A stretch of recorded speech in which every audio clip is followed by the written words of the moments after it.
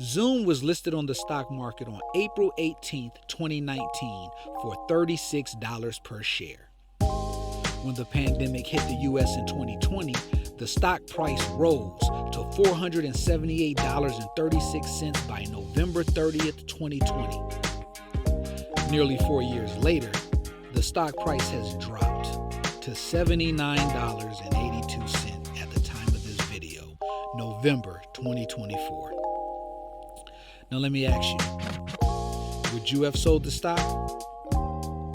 Do you believe Zoom Technologies will rise again to $478.36 or higher? Do you have the patience to hold on and see?